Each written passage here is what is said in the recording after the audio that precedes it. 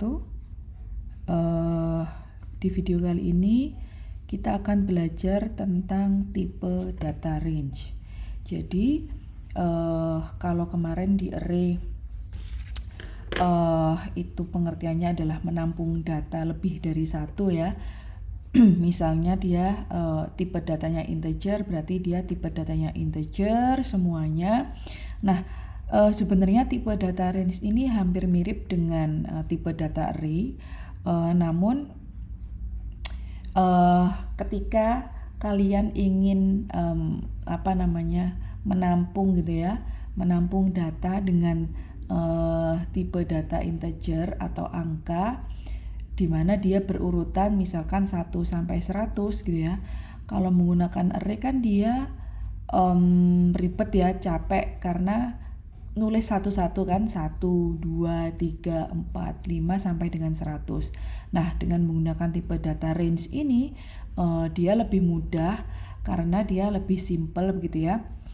Karena tipe data range ini pengertiannya adalah menampung data yang angkanya berurutan gitu ya. Jadi bedanya array dan tipe data range yaitu jika array dia menampung data lebih dari satu ya, tapi tidak berurutan karena kita harus menuliskan satu-satu, 1 sampai 100. Nah, jika range ini lebih simple, dia menampung data angka yang berurutan ya, baik naik atau turun ya, maksudnya 1 sampai 100 atau kebalikannya 100 sampai 1, atau kelipatannya misalkan 1 kelipatan 5, kelipatan 10, 15 dan seterusnya. Nah, next. Nah, ini ya yang tadi saya sebutkan, kadang kita ingin membuat array yang berisi data yang angkanya berurutan, misalkan 1 sampai 100. Membuat array dengan jumlah data sedikit mungkin mudah, 0 sampai 10 gitu ya misalnya, atau 1 sampai 10.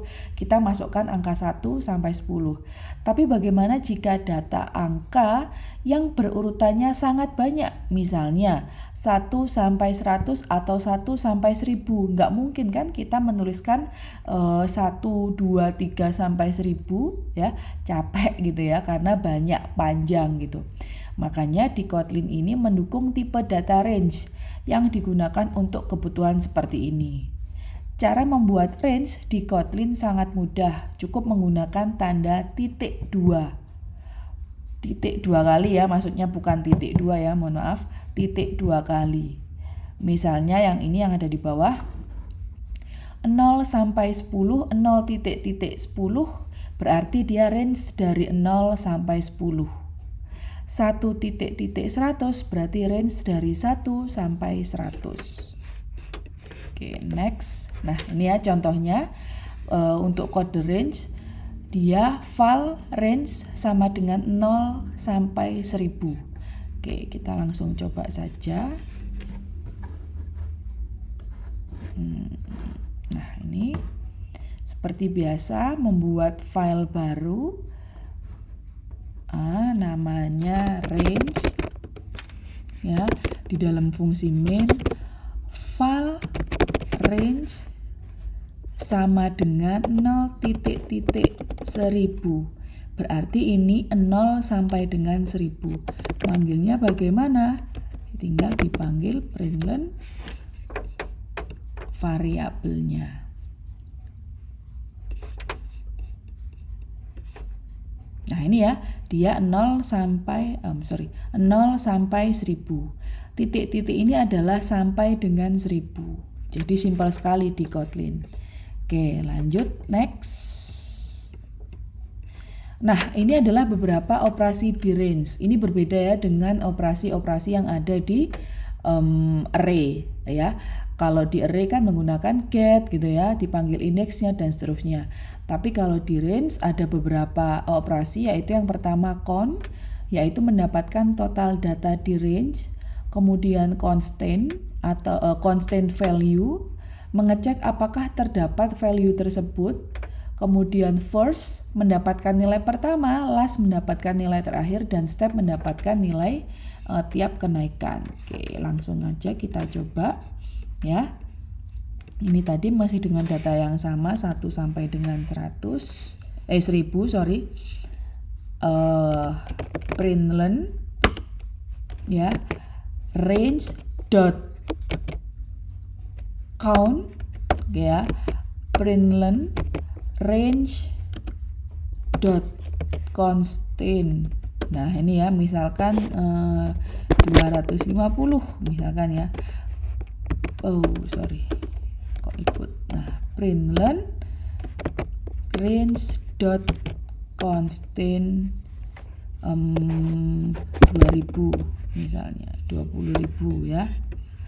Kemudian println range dot first, println range dot last, println range dot step. Oke, kita coba run. Oke, ini ya beberapa operasinya. Oke, yang baris ketiga println range. Oke, 0 sampai 1000. Println range dot count menjumlah 1001 ya, benar ya, karena dimulai dari 0 bukan dimulai dari 1 ya. Kemudian constant 250 true, benar, ada 250 ini ada di dalam 0 sampai dengan 1000. Kemudian constant 2000 dia false karena 2000 tidak termasuk dalam 0 sampai dengan 1000. Println range dot first dimulai dari 0, lastnya dimulai dari akhirnya 1000. Stepnya kelipatannya kelipatan 1, begitu ya. Oke, next. Nah, yang tadi saya sampaikan ya, bahwa range itu berurutannya tidak hanya 0 sampai 100, maksudnya naik gitu ya. Turun juga termasuk range. Misalkan 100 sampai dengan 0 itu juga termasuk range. Di dalam range disebut dengan range terbalik. Kalau tadi berurutan 0 sampai dengan 1000 dia menggunakan titik 2. Tapi jika range terbalik dia menggunakan down to ya. Jadi 1000 down to 0, berarti 1000 sampai dengan 0. Kalau 0 titik-titik 1000 berarti 0 sampai 1000. Kebalikannya ya. Oke, kita coba. Oke ya, ini saya hapus saja. Nah, file range sama dengan 1000 down to 1 misalnya. Println range.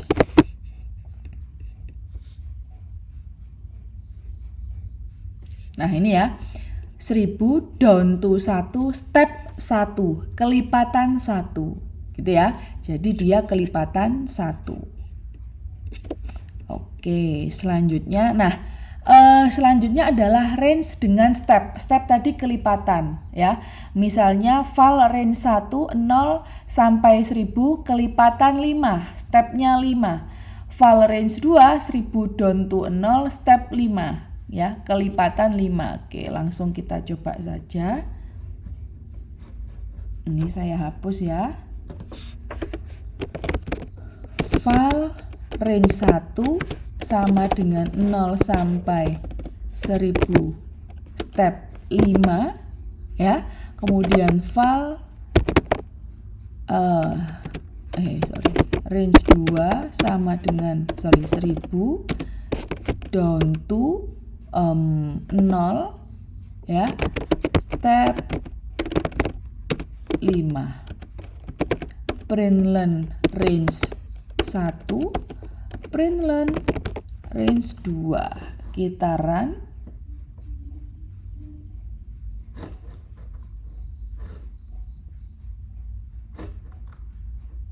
Nah ini ya, 0 sampai dengan 1000 step kelipatannya 5, 1000 sampai 0 kelipatannya 5. Oke, baik, cukup sampai di sini video terkait range. Untuk berikutnya kita akan membahas operasi matematika. Baik, terima kasih, saya akhiri. Wassalamualaikum warahmatullahi wabarakatuh.